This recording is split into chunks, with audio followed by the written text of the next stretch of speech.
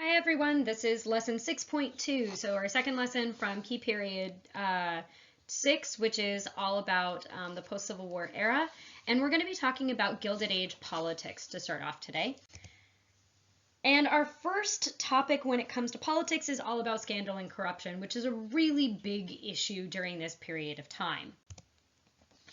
So we're going to start off with just an explanation of what the Gilded Age is. So first of all, it's a period between roughly the 1870s to the 1900s, and the name was coined by Samuel Clemens, who you probably know better as Mark Twain. His definition was taken from the title of one of his books, and he says basically that the times look glittery and good, but underneath hide a dark and worthless underbelly.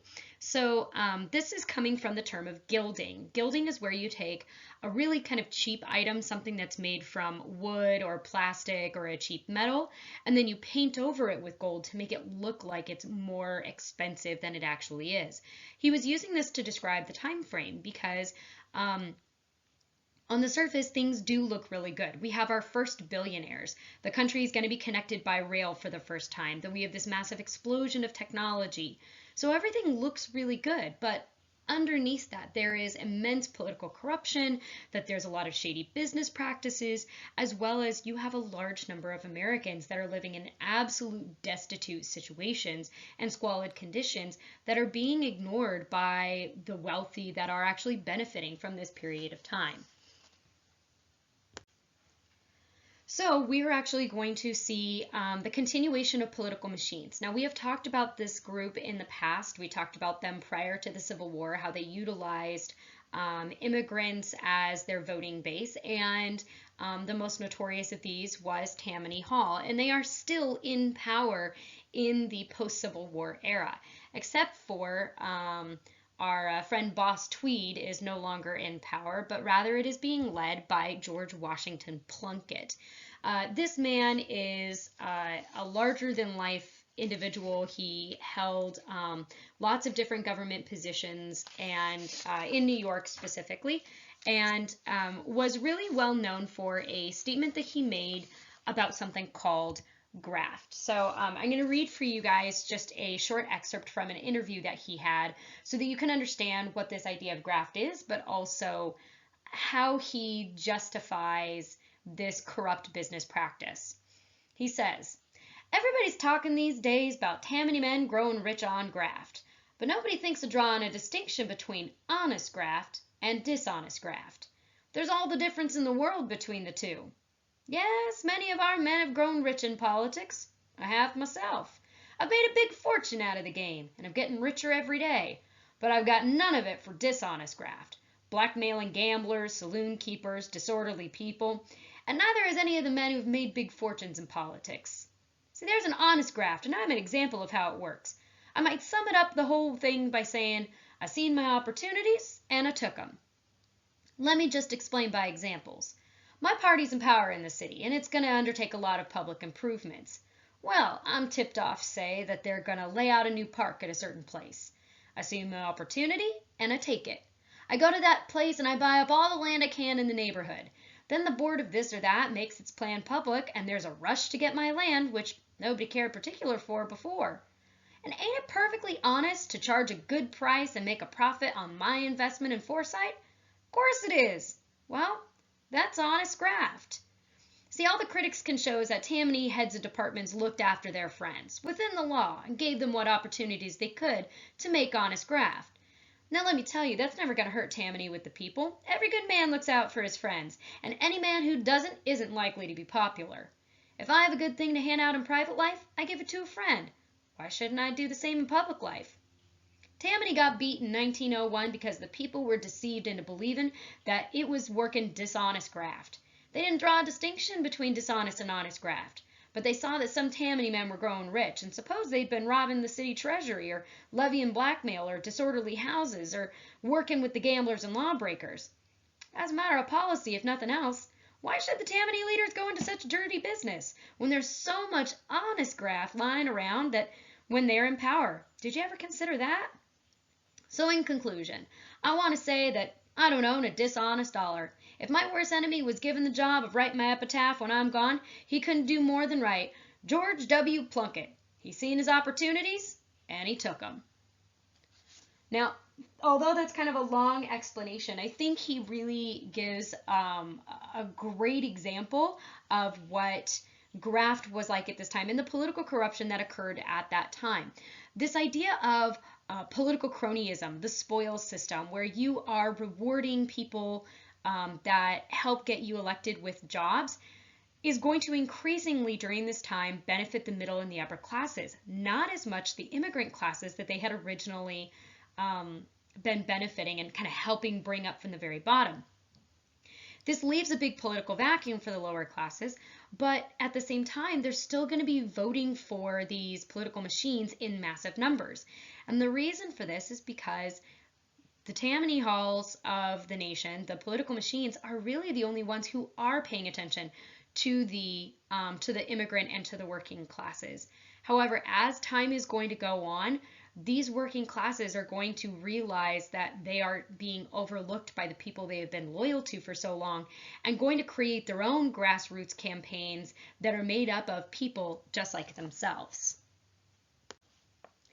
So we see probably the best example of the corruption of this era in Grant's administration, which is nicknamed the era of good stealings. And as much as this is applied to Grant, it really could be applied to virtually all levels of politics during the period of the Gilded Age. It is a period of extreme political corruption. Now, Grant is going to be elected largely because of a practice known as waving the bloody shirt. And what that is where you are constantly reminding the public of, hey, remember I won the Civil War. Hey, remember I'm the one that led us to victory. A lot of politicians were doing this. It was kind of their way of, I guess, like justifying that they should be in a leadership position because they had been during the war. But one thing that we will find out in American history and within American presidencies is that being an excellent general does not necessarily make you an excellent president. And Grant is a great example of that. He was great at military leadership, but terrible when it came to the presidency, largely because he was so completely oblivious to the massive corruption that was happening under his nose. The first of these is known as the Black Friday incident. Two speculators by the name of Jay Gould and James Fisk end up cornering the gold market and crashing the US stock exchange. What this is going to do is it will start to send America down the road where they will eventually end up with a panic in 1873. So what happens in the short version here is that the U.S. government during the Civil War under Lincoln had removed the U.S. dollar off of the gold standard and placed it into these government-backed greenbacks. Those were the paper dollars that were based on the promise of the government that, hey, this piece of paper is worth something. Well, they knew that eventually the government was going to have to go back to the gold standard as a way to fight inflation. So they start buying up all of this gold. Meanwhile, they start making friends with the president's brother-in-law so that they can get private one-on-ones with the president and kind of get inside information as to when is he thinking he's going to make this, greenback to gold switch. They also convinced Grant to appoint one of their friends as the assistant treasurer of the United States, who would again continue to tip them off as to when the government's planning on making this switch. During this period of time, they're buying up a ton of gold. This now is bringing less gold into the system, which makes the value of the gold extremely high. This seems like a great time to make the switch. Because if you're now going to switch from a government-backed dollar to something that's based on gold and the value of gold is really high, then the US dollar's value will be really high.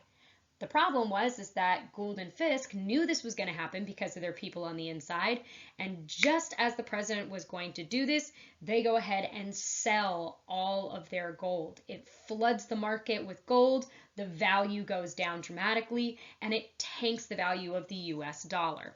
So they themselves, these two men, basically set in motion the economic issues that are going to lead to a financial panic just a few years later. Another major scandal that happens at this time is the credit mobilier scandal.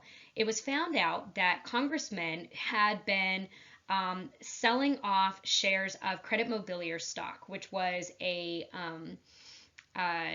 funding company for the Union Pacific Railroad, which was funded by the U.S. government. So essentially, they are not only using their government position to gain some inside information as to how much money is going to go into the Union Pacific Railroad, what could be made out of it, but also they were taking bribes. Now, this didn't happen under Grant's administration. It actually happened under Johnson, but it was discovered during Grant's reelection campaign, and that really just marred the entire administration, despite the fact that it wasn't his fault. However, one that is during his administration that really makes the Republicans look bad, as well as makes Grant look bad, is the whiskey ring, which you see in the cartoon in the background here. This was exposed in 1875, and it involved the diversion of millions of dollars of tax revenue in a conspiracy that was among government agents, Republican politicians, whiskey distillers, and distributors. Basically, the Republican congressmen were saying that they were charging the whiskey distillers a certain amount of money. However, a lot of that money was being siphoned off, and then they were giving kickbacks to the whiskey distillers and distributors as kind of a way for both sides to make money. What that ends up doing is it cheats the U.S. taxpayer out of all of this money that could be used for public works. So there's obviously, as you can guess, a lot of anger about this and a lot of loss of faith in those levels of the government. So as I said, there are going to be a lot of these panics that are going to occur. And as we know, within the 1800s, there seems to be a financial panic nearly every 20 years. And almost all of them are going to be caused by over-speculation in whatever the major industry of the time was, whether it was speculation of land, speculation of railroads, whatever. It's going to be because we are overvaluing these new industries. It's also going to be due to inflation, as well as fluctuating or poor business and banking practices that happen during this period of time. You have to remember that America's economy is growing so fast that our banking policies can't really keep up. And so that's going to be leading to them stretching themselves too thin in a lot of ways, and that leads to these financial panics. The one we're going to look at first is the Panic of 1873. As I said, this was caused partially by post-war inflation that comes from the Civil War, but it was also because of over-speculation in the railroads and factories, too easy credit that was given by the banks, as well as the fluctuation of the value of the U.S. dollar because of the Black Friday incident with Jay Gould and James Fisk. Now, what was going to happen is that debtors really wanted paper money. They wanted those greenbacks back because that inflation actually made it easier for them to pay off their debts. They called this quote unquote soft money.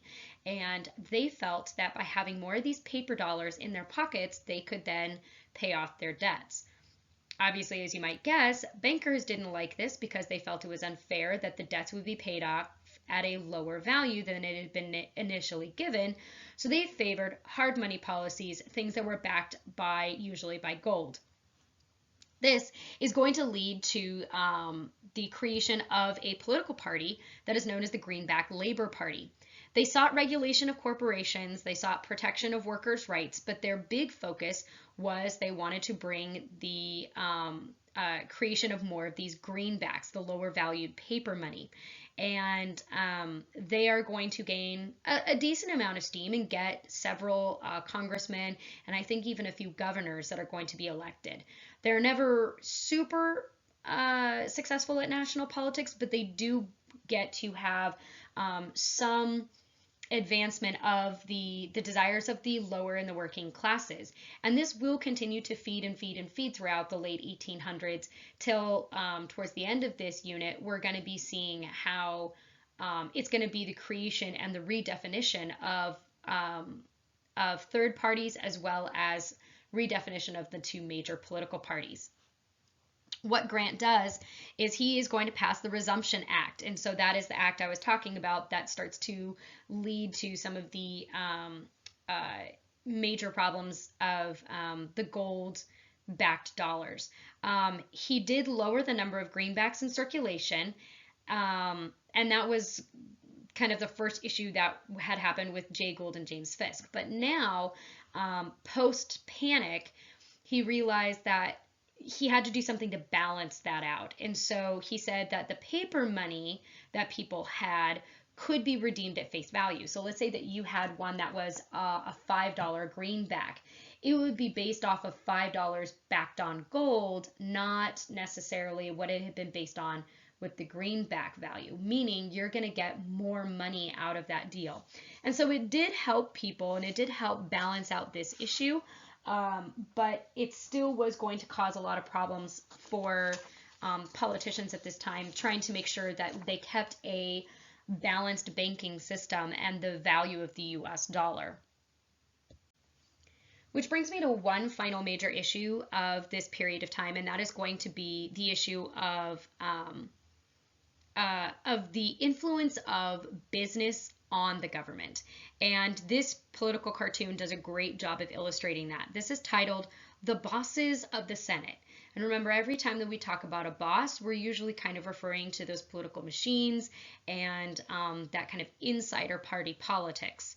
Well, these bosses, as you can see in the background, you have all of these large looking money bags, and they have names on them like the Steel Beam Trust, the Railroad Trust, the Copper Trust, Standard Oil Trust, etc. And this is representing several monopolies that existed in the United States. You see all the senators down below, and they're all kind of keeping an eye on what these trust holders are looking at and thinking, and their reactions.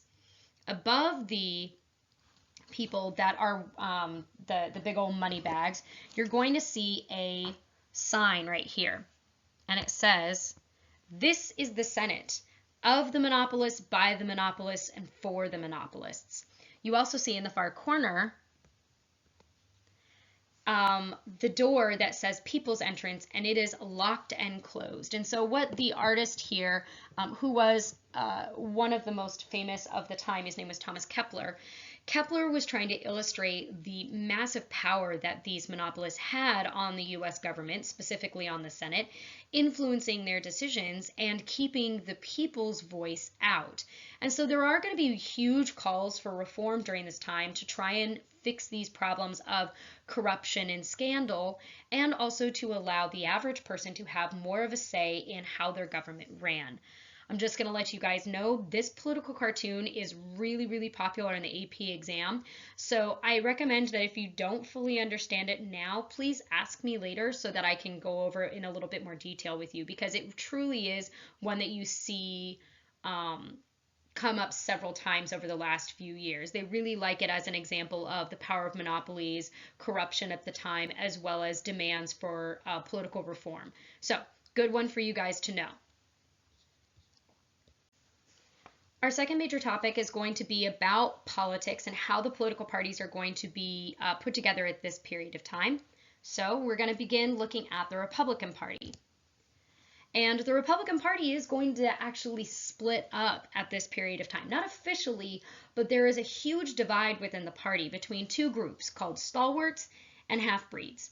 Now, when you hear the word stalwart, you want to think of someone who is that is steadfast, someone who is unchanging. And that was the term that they used for conservative and traditional Republicans, people that were not open to a lot of these reforms, specifically civil service reform.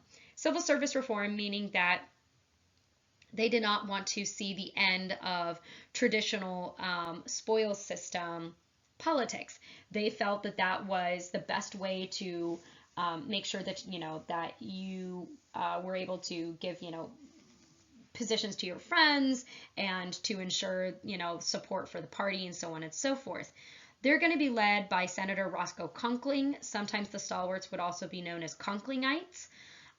They are going to come in direct conflict with a group that's going to become known as half-breeds. And this was a really kind of derogatory term for these moderately liberal Republicans who did support civil service reform. It was suggesting that they were only half Republican, because typically the idea of civil service reform was actually becoming more popular among the Democratic Party, as well as it was just seen as something that was non-traditional. And so these half-breeds, led by Senator James G. Blaine, were going to be in a really rough spot when it came to electing a president. And so what's going to end up happening is that we are going to have a weakened Republican Party. And so that is going to lead to Democrats being able to earn a win. And so this is going to weaken them for the next few years. However, they do kind of make an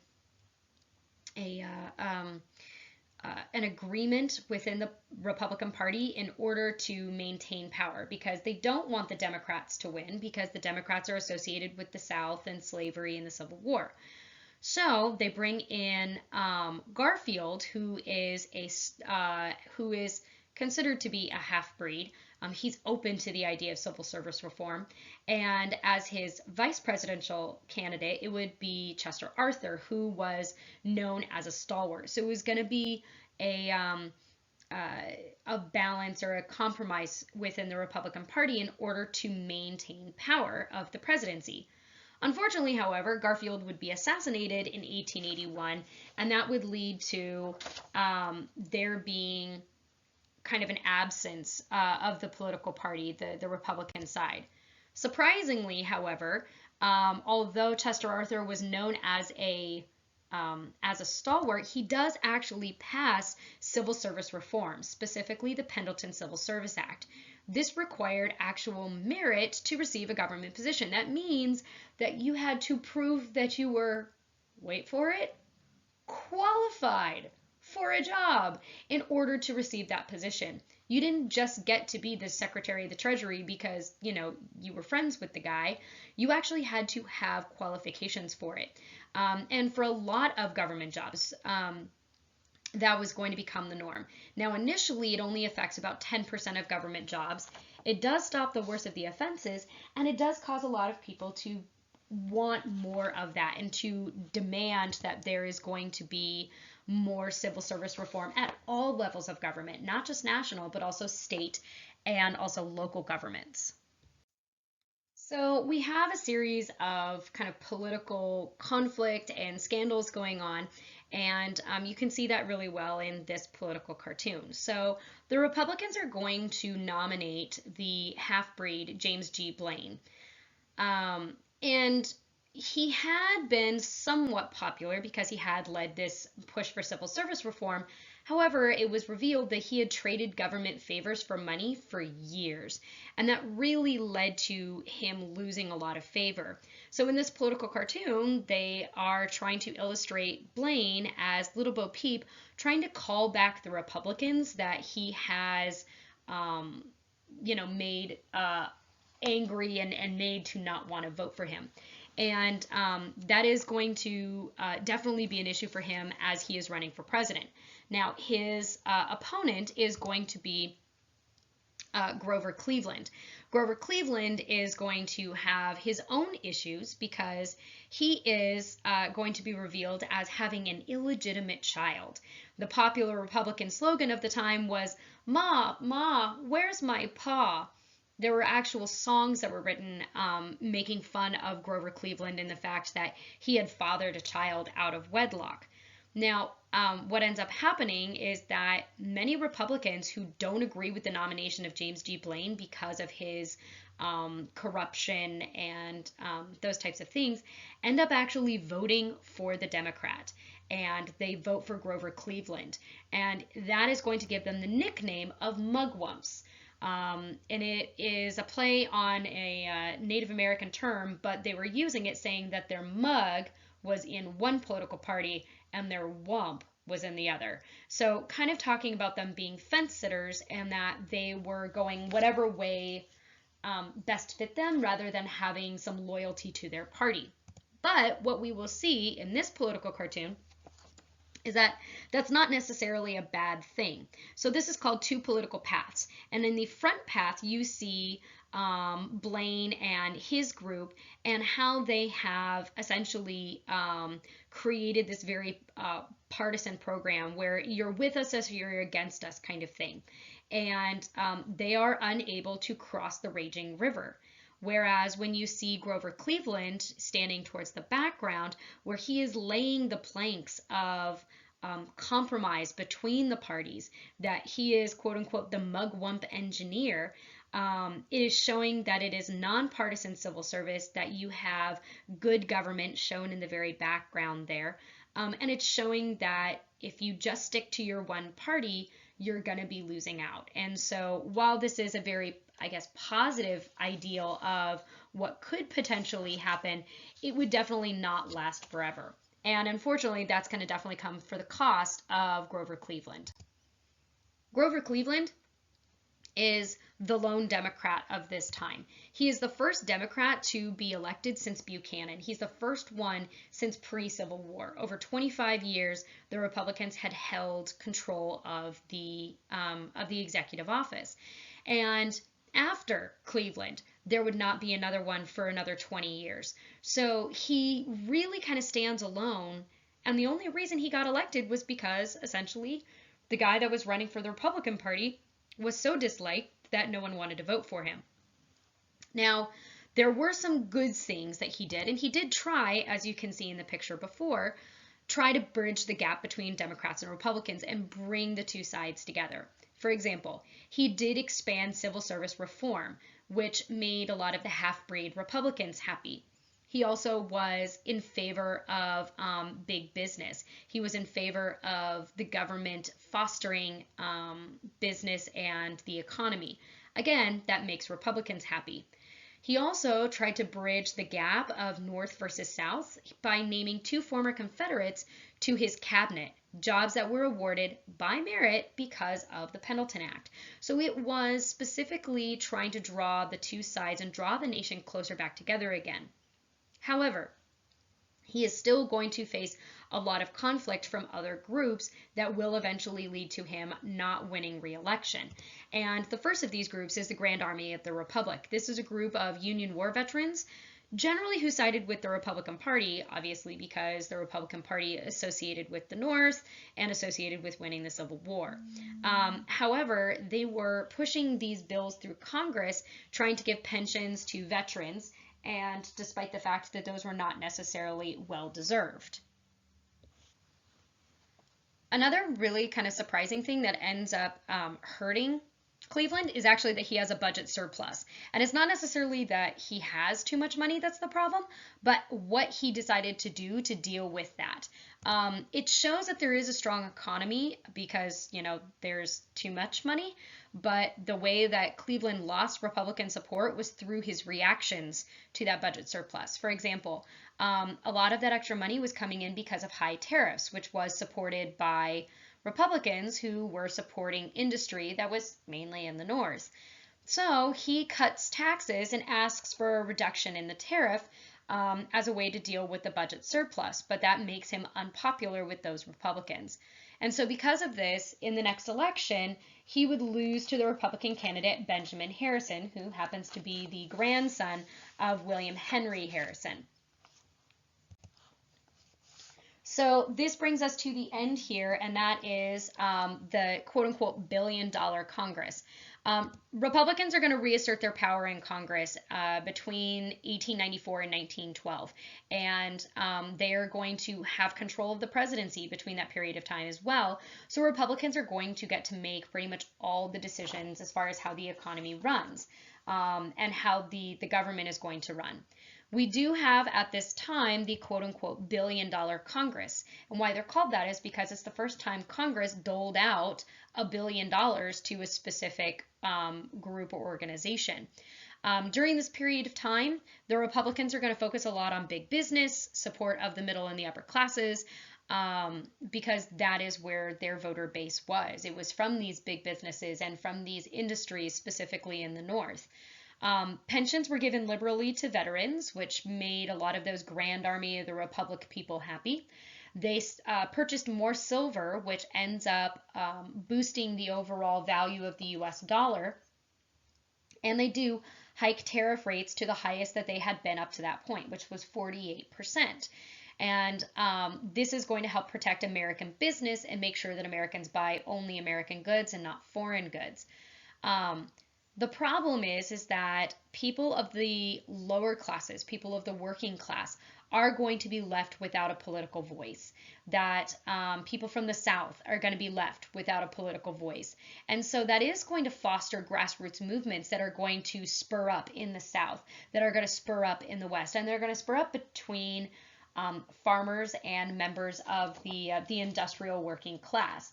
And probably the most well-known of all of these is going to be a group called the Populists, which we will talk more about in a future lesson. So, kind of a shorter organization of issues here. One thing that's important, though, to note is that during this period of time, we're going to see a lot of changing of the guard. We don't have a lot of two-term presidents. The only one we have is Cleveland, but his are separated by two different presidents. So he's the only non-consecutive two-term president. Part of that is because there is this constant fight for control between Republicans and Democrats, as well as the nation trying to figure out who they should side with post-Civil War, figuring out what their ideals are economically as well as politically and socially. That is definitely going to cause a lot of upheaval within these political parties, and the various scandals and corruption that goes on within the political parties does tend to turn the people off of one party versus the other during this period of time. So that's really kind of just the nitty-gritty of the politics of the Gilded Age, and you see a lot of these same issues reflected in the economy, where you see that there is a small group of people that are going to have power that is going to come at the expense of another larger group of people, and that it is going to cause a lot of corruption and greed, which will eventually lead to grassroots movements to try and get rid of those corruptions that we see within business. So with that said, I wish you guys luck. If you have any questions, please let me know, and I wish you guys a great rest of your winter break.